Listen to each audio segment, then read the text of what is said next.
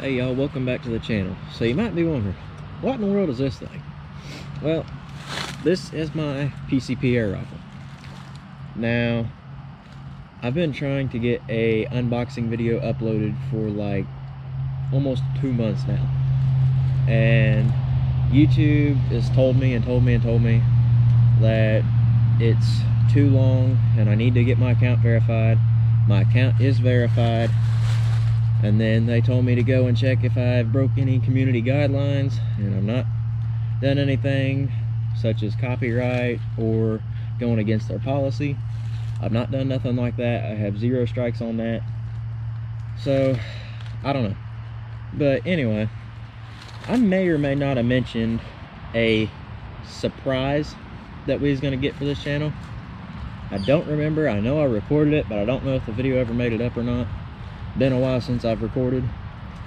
But anyway, this is it. This is the new Umarex Origin in 22 caliber.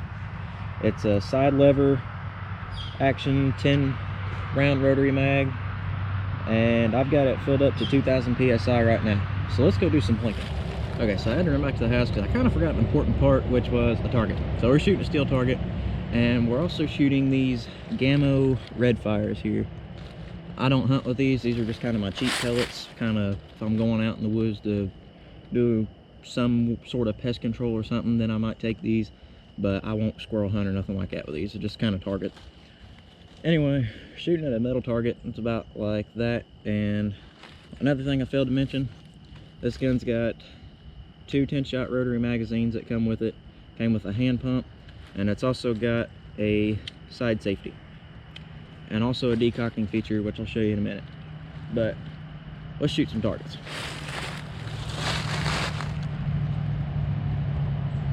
Shooting at 40 yards.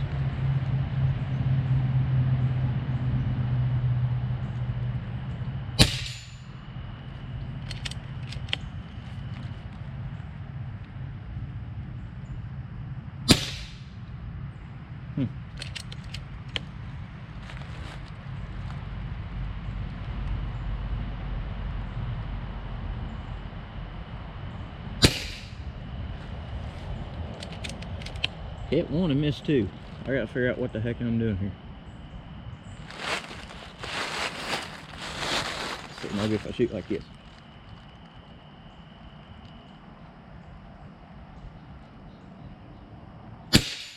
Got that done. So I've killed 2 squirrels with this gun now. One, I was with my cousin. I think he's going to be uploading that video to his channel. And the second time was opening weekend of deer season for youth. I went out the second day and shot this squirrel here. And it done a number.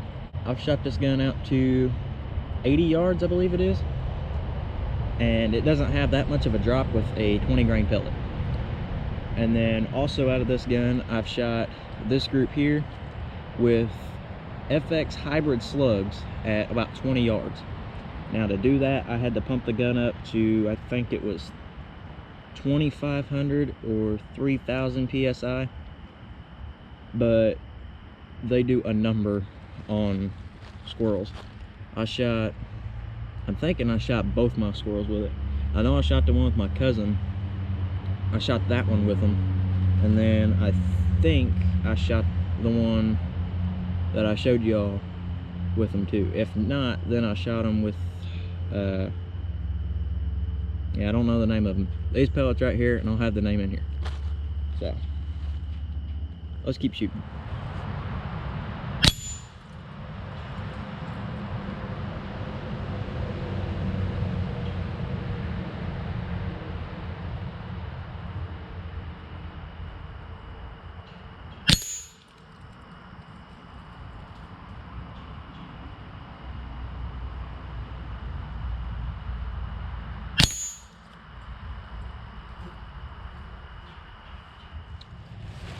Okay, so the decocking feature that I was telling y'all about.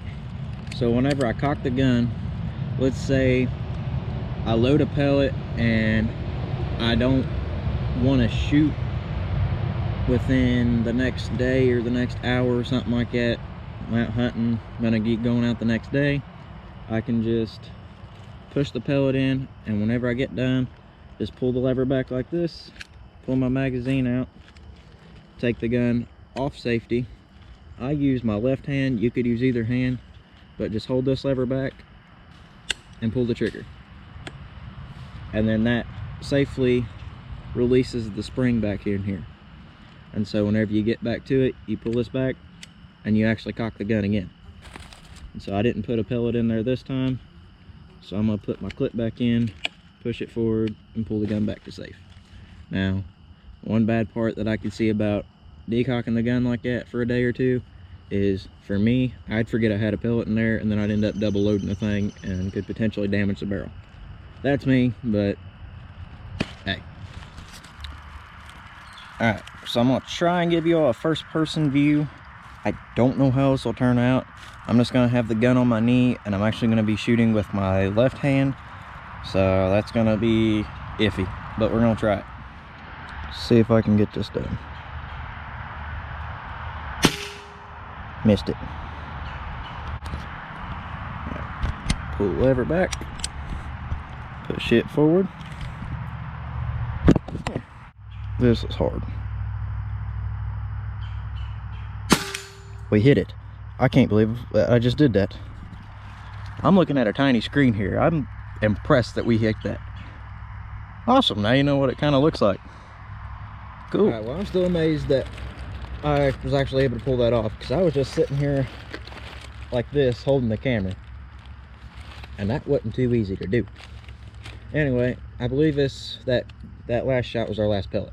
So what happens whenever you do that, this won't let you load another one. You cock it back, you go to push it forward, there's like a stop there, and you cannot push it forward. So then you take your magazine out, and then to load it, you have to pull your clear cover up all the way back around, and it'll kind of click, and then you'll want to cover this back hole, because if you don't, that pellet will fall straight through.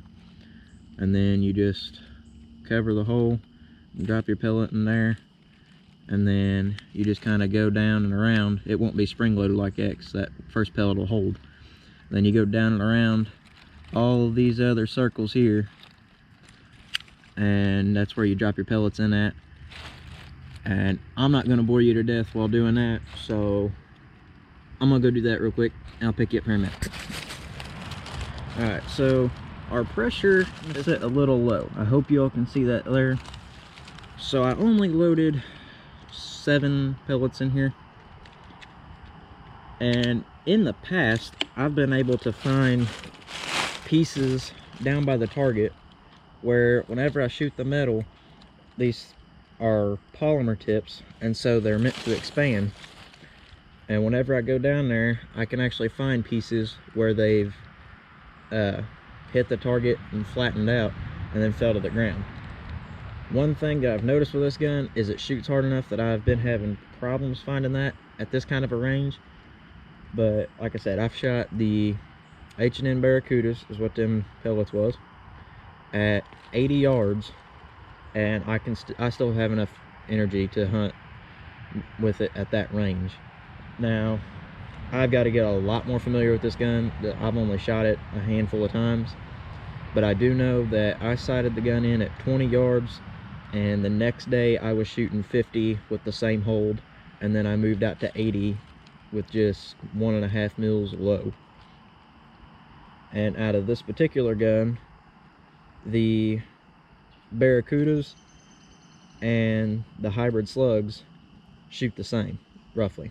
I think the pellets shoot just a hair to the right, but this scope's got a resettable 0, and so I can just simply dial 3 clicks in whatever direction, and I can shoot like that.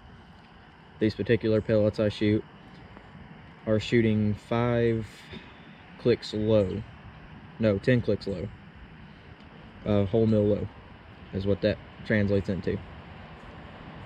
So I just moved the scope to 5 or 10, whatever I just said. I'm tired, and then I'm good to go. So let's shoot some more.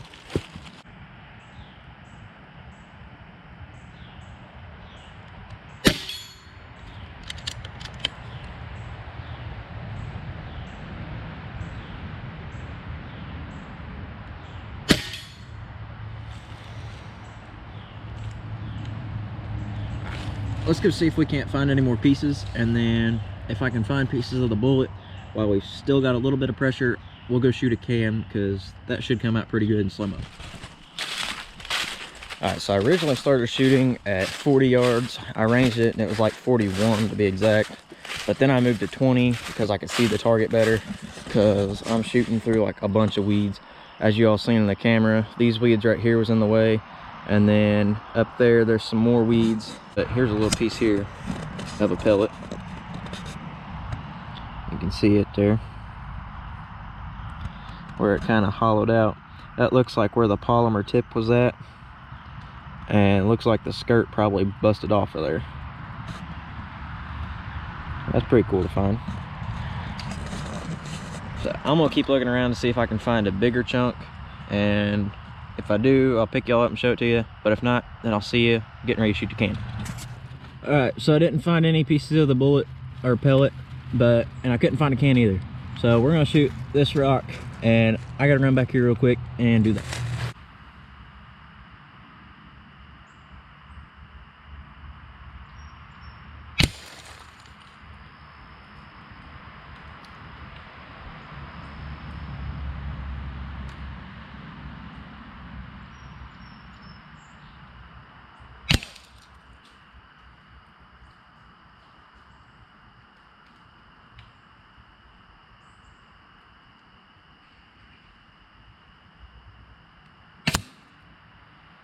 So on them last 3 shots, I don't know if you could hear it on the camera or not, but me behind the gun, I could hear it really, really well.